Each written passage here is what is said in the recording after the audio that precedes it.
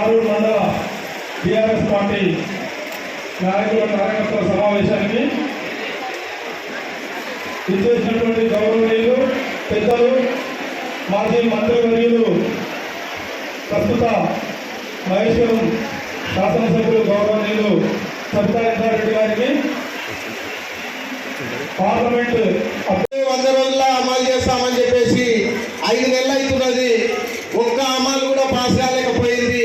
మరి ఈరోజు మరి వాళ్ళు మోసపూరితం కాదా అని చెప్పేసి ఈ సందర్భంగా తెలియజేస్తా ఉన్నాను.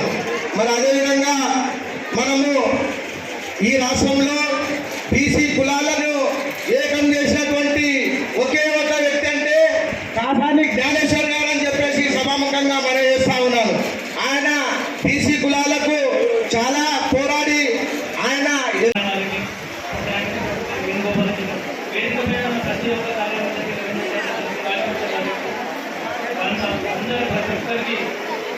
ధన్యవాదాలు.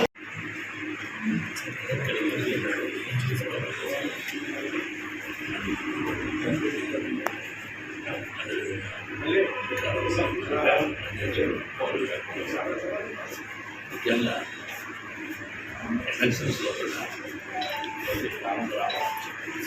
ఎప్పటికప్పుడు మెమరైజ్ మరి కొంచెం మిత్రులు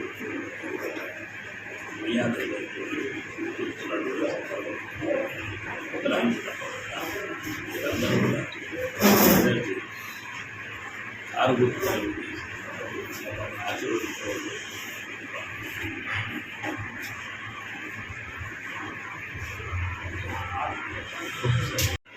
మనం మాట్లాడుతూ ఒక మాట చెప్పాడు, పొద్దున ఒక మాట రాత్రి.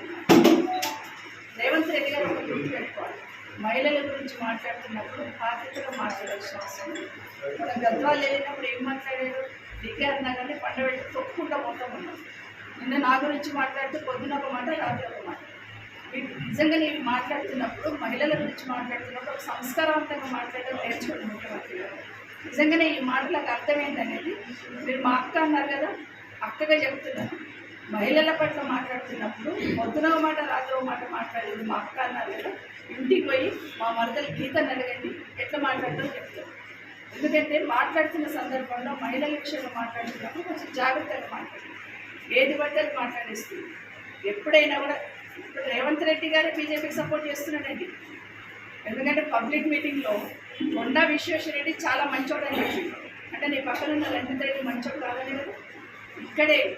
ఇక్కడే బీజేపీ సంబంధించిన క్యాండిడేట్లు గెలిపించడానికి రేవంత్ రెడ్డి గారు ఎన్ని రకాల ఇబ్బందులు పడుతున్నారు, ఎన్ని రకాలుగా కృషి చేస్తున్నాం కదానికి అర్థమైపోవాలి ప్రజలందరికీ. కాబట్టి మేము ఏ పార్టీకి పనిచేస్తాం, పార్టీకి నిగచ్చిగా పనిచేస్తాం, గెలిపించుకునే ప్రయత్నం చేస్తాం, గెలుస్తున్నాం. కొన్ని ఆరోపణలు వస్తున్నాయి, ఇండైరెక్ట్గా టీఆర్ఎస్ పార్టీ నాయకులు కానీ కొంతమంది బీజేపీకి సపోర్ట్ చేస్తారు చేవళ్ళ పార్లమెంట్ అని చెప్పి కొన్ని విమర్శలు వస్తున్నాయి. మేము గెలుస్తున్నాము. టీఆర్ఎస్ పార్టీ అభ్యర్థి కాసాని జ్ఞానేశ్వర్ గారు బడుగుల గొంతు చెవెళ్ళ పార్లమెంట్ నుండి గెలిచి పార్లమెంట్లో బడుగుల గొంతుగా వినిపించబోతా ఉన్నారు. ఇక్కడ జ్ఞానేశ్వర్ గారు ఒకరే కాదు, తెలంగాణ రాష్ట్ర ప్రజలను కూడా ఆలోచించాలి. 12 సీట్లు ఉంటాయి, 17 సీట్లలో 5 రిజర్వేషన్ సీట్లు పోతే ఎంపీ సీట్లు, 12 సీట్లలో 6 బీసీలకు ఇచ్చినారు మా కేసీఆర్ గారు.